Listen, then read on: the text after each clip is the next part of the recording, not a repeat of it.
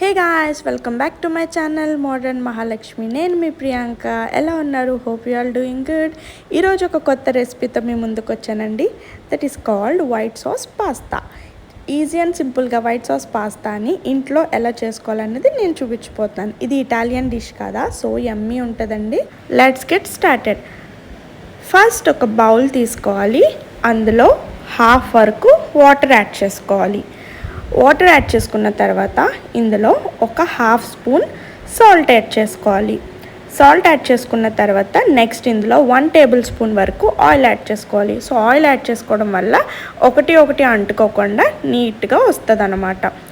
Water అన్నది boiling stage వచ్చిన తర్వాత మనం పాస్తా అన్నది యాడ్ చేసుకోవాలి. ఇది పెన్నే పాస్తా అండి. మీకు ఏ టైపు ఏ షేప్లో కావాలంటే అది కూడా యూస్ చేసుకోవచ్చు.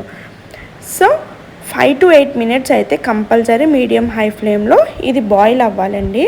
సో అప్పుడే మనకి ఇది నీట్గా కుక్ అవుతుంది అనమాట. అలా అని చెప్పి బాగా మ్యాష్ చేసుకుని కుక్ చేసుకోకూడదు. ఎలా కుక్ అవ్వాలన్నది నేను మీకు చూపిస్తాను.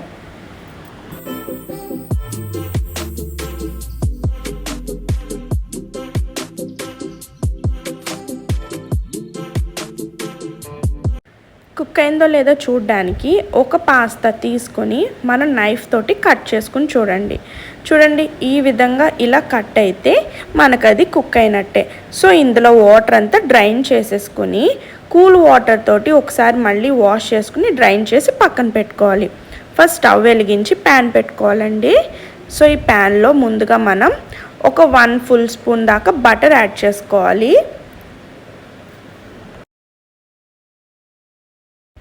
ఇలా బటర్ మెల్ట్ అయిన తర్వాత 5 to 6 గార్లిక్ పీసెస్ అన్నది యాడ్ చేసుకోవాలండి. గార్లిక్ పీసెస్ మంచిగా ఫ్రై చేసుకోవాలి ఫస్ట్. ఇది ఫ్రై అయిన తర్వాత నెక్స్ట్ మనం ఆనియన్, ఒక మీడియం సైజు ఆనియన్ అన్నది మనకి మంచూరియా టైప్ ఎలా కట్ చేసుకుంటామో ఆ టైప్లో కట్ చేసుకుని ఆనియన్స్ అన్నది ఇందులో యాడ్ చేసుకోవాలి. ఈ ఆనియన్స్ కూడా సాటీ అయిన తర్వాత next red, yellow, green bell peppers pieces add చేసుకోవాలి.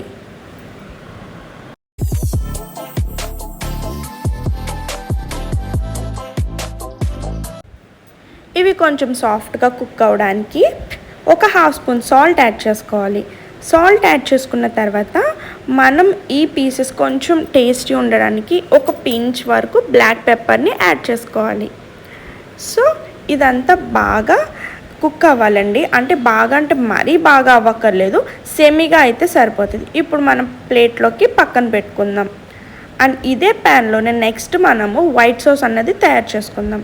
సో మళ్ళీ ఒక ఫుల్ స్పూన్ వరకు, ఒక 2 క్యూబ్స్ వరకు బటర్ తీసుకుని, బటర్ మెల్ట్ అయిన తర్వాత 3 స్పూన్స్ వరకు మైదా తీసుకోవాలండి. మైదా తీసుకుని మైదాని బటర్లో ఫ్రై చేసుకోవాలన్నమాట. పచ్చివాసన పోయేదాకా ఫ్రై చేసుకోవాలి.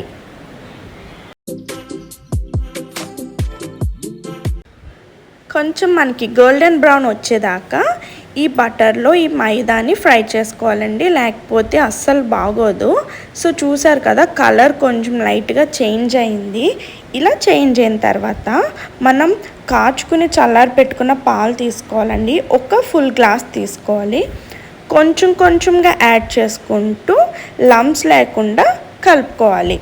చూసారా, కొంచెమే పోసుకోవాలండి, ఒకేసారి ఫుల్ పోసుకోకండి. లంప్స్ అన్నది అస్సలు ఉండకుండా ఉండడానికి చూడండి.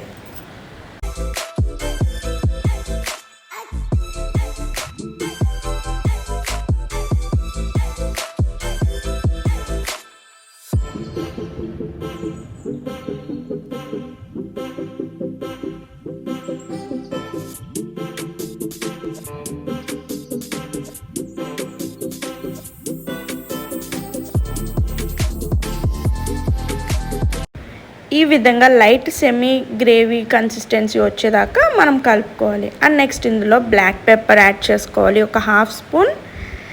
నెక్స్ట్ ఇందులో రెడ్ చిల్లీ ఫ్లేక్స్ ఒక half spoon. Next mixed herbs అంటే పిజ్జా సీజనింగ్ అంటారు కదా, అదొక హాఫ్ స్పూన్ వేసుకుని మళ్ళీ కలుపుకోవాలి. అండ్ ఈ స్టేజ్లోనే సాల్ట్ అన్నది మీరు ఒకసారి చెక్ చేసుకుని సాల్ట్ యాడ్ చేసుకోండి.